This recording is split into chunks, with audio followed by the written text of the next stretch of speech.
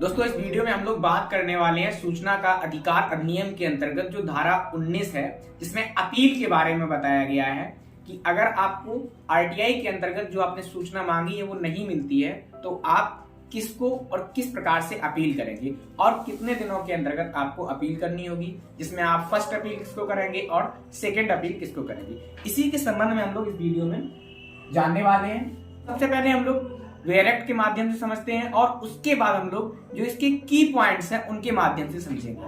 Where act में धारा 19 इस प्रकार है। धारा 19 अपील। उपधारा 1, ऐसा कोई व्यक्ति जिसे धारा 7 के उपधारा 1 या उपधारा 3 के खंड का में विनिर्दिष्ट समय के भीतर कोई विनिश्चय प्राप्त नहीं हुआ है या जो यथास्थिति केंद्रीय लोक सूचना अधिकारी या राज्य लोक सूचना अधिकारी के किसी विनिश्चय से व्यथित है, उक्त अवधि की समाप्ति से या ऐसे किसी विनिश्चय की प्राप्ति के 30 दिन के भीतर ऐसे अधिकारी को अपील कर सकेगा जो प्रत्येक लोक प्राधिकरण में यथास्थिति केंद्रीय लोक सूचना अधिकारी या राज्य लोक सूचना अधिकारी की पंक्ति से ज्येष्ठ पंक्ति का है, परंतु ऐसा अधिकारी 30 दिन की अवधि की समाप्ति के पश्चात अपील को ग्रहण कर सकेगा यदि उसका यह समाधान हो जाता है कि अपीलार्थी समय पर अपील फाइल करने में पर्याप्त कारण से निवारित किया गया था। दोस्तों धारा 19 की उपधारा 1 कहती है कि अपील केवल 2 परिस्थितियों में की जा सकती है। धारा 19 की उपधारा 1 में बताया गया है केवल 2 ही परिस्थितियां ऐसी हैं जिनके अंतर्गत आप अपील कर सकते हैं।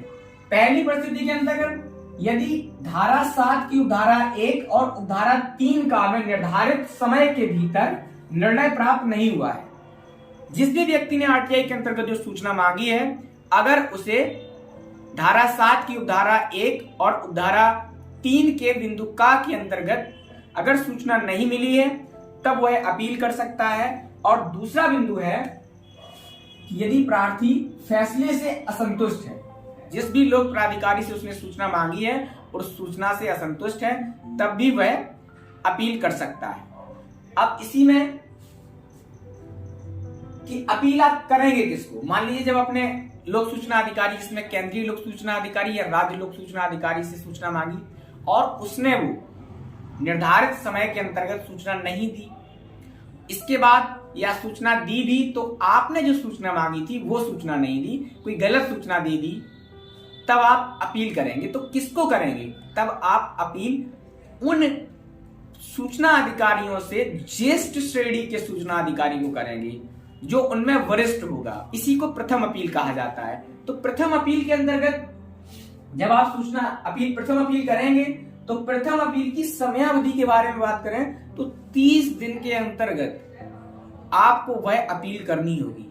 मान लीजिए आपने किसी सूचना अधिकारी से सूचना मांगी और उसने वो सूचना नहीं दी और इस तरीके से जो उसका 30 दिन का समय था वो समाप्त हो गया। अब आपके पास नेक्स्ट जो 30 दिन है उनके अंतर्गत ही आपको अपील करनी है, अन्यथा की स्थिति में आप अपील से वंचित हो जाएंगे। इस प्रथम अपील को 30 दिनों के बाद भी स्वीकार किया जा सकता है, लेकिन कब? जब युक्तियुक्त कारण। यदि युक्तियुक्त कारण आपके पास है तो आपकी अपील को 30 दिनों के बाद भी स्वीकार किया जा सकता है।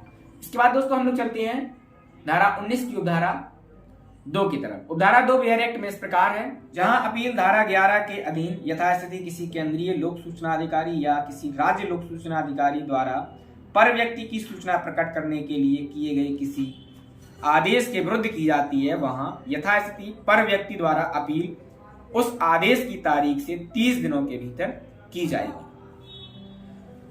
उपधारा 2 कहती है कि धारा 11 के अंतर्गत थर्ड पार्टी इंफॉर्मेशन पर व्यक्ति के संबंध में अपील आदेश के 30 दिनों के अंदर की जाएगी।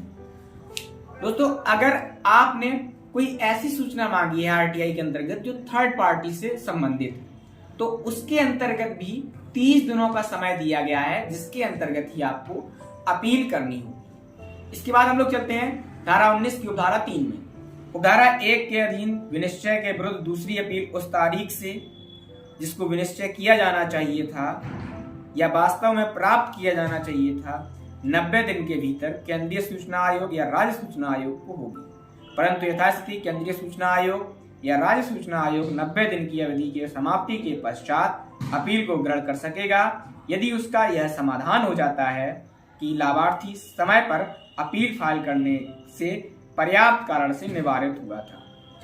दोस्तों, इसके बाद अब हम लोग आते हैं द्वितीय अपील पर, कि मान लीजिए आपने प्रथम अपील की और आपने जो भी सूचना मांगी थी वो नहीं मिली, या आपका जो समुचित निपटारा होना चाहिए था वो नहीं किया गया, तब आपके पास क्या उपाय है? तब आप दूसरी अपील करेंगे। और दूसरी अपील क्या होगी? वो धारा 19 की धारा 3 में बताया गया है। धारा 3 कहती है कि द्वितीय अपील यदि प्रथम अपील से आप विनिश्चय नहीं किया गया है, आपकी जो प्रथम अपील है उसमें आपकी जो समस्या का समाधान नहीं किया गया है, तब आप दूसरी अपील करेंगे और तब 90 दिनों के अंदर केंद्रीय सूचना आयोग या राज्य सूचना आयोग में होगी। और दूसरी अपील कहां होगी? केंद्रीय सूचना आयोग या राज्य सूचना आयोग में, अर्थात जिससे भी संबंधित आपकी वो सूचना है उस आयोग में आप अपील करेंगे। और अपील का जो समय है 90 दिनों का दिया गया है। आप प्रथम अपील के बाद 90 दिनों के अंतर्गत द्वितीय अपील केंद्रीय सूचना आयोग या राज्य सूचना आयोग में करेंगे। इसके बाद आयोग को यदि युक्त कारण होने पर 90 दिन के बाद भी अपील स्वीकार कर सकता है, परंतु यदि आयोग को आप संतुष्ट कर देते हैं कि आपके पास युक्त कारण था जिसके अंतर्गत आप 90 दिन के अंतर्गत अपील नहीं कर सके, तो आपको आयोग 90 दिन के बाद भी अपील दायर करने का मौका दे सकता है। इसके बाद दोस्तों हम लोग चलते हैं धारा 4 में। यदि यथास्थिति केंद्रीय सूचना अधिकारी या राज्य सूचना अधिकारी का विनिश्चय जिसके विरुद्ध अपील की गई है पर व्यक्ति की सूचना से संबंधित है, तो यथास्थिति केंद्रीय सूचना आयोग या राज्य सूचना आयोग उस पर व्यक्ति को सुनवाई का युक्त अवसर देगा। धारा 4 कहती है अपील यदि तीसरे व्यक्ति से संबंधित सूचना के बारे में दी गई है तब तीसरे व्यक्ति को सुनवाई के युक्त अवसर दिया जाएगा।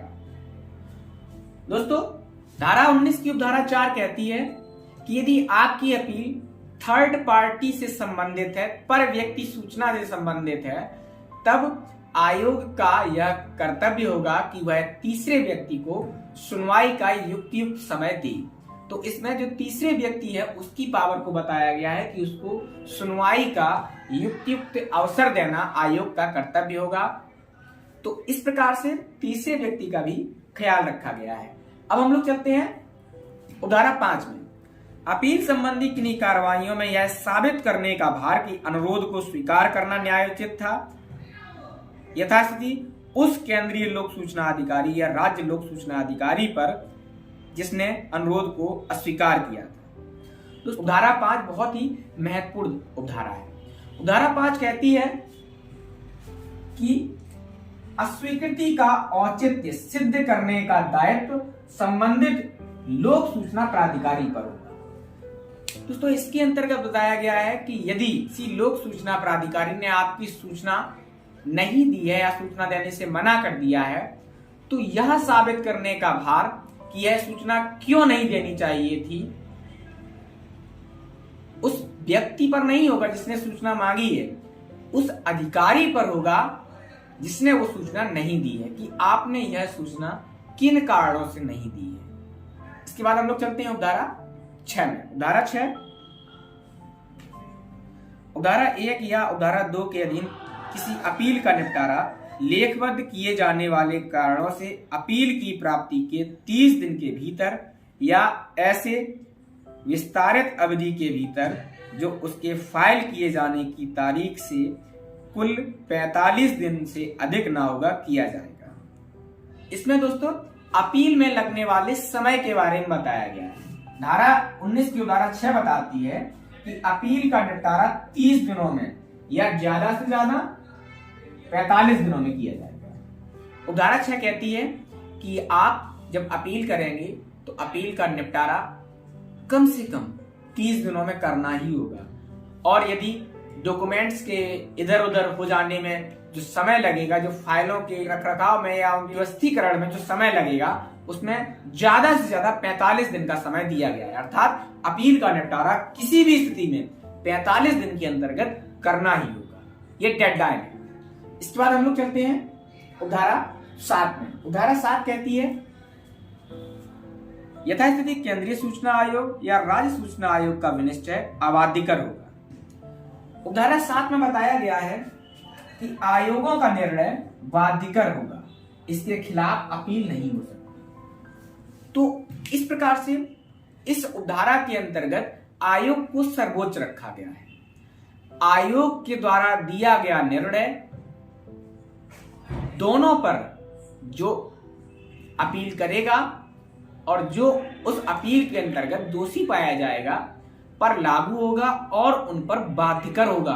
किसी भी स्थिति में वह उस निर्णय के मानने से मना नहीं कर सकती और इसके खिलाफ कहीं अपील भी नहीं हो सकती। एक तरह से जो लगातार अपीलों का सिलसिला होता है उसे खत्म कर दिया गया और किसी भी मामले को निपटाने के लिए यह सबसे सर्वोत्तम तरीका है।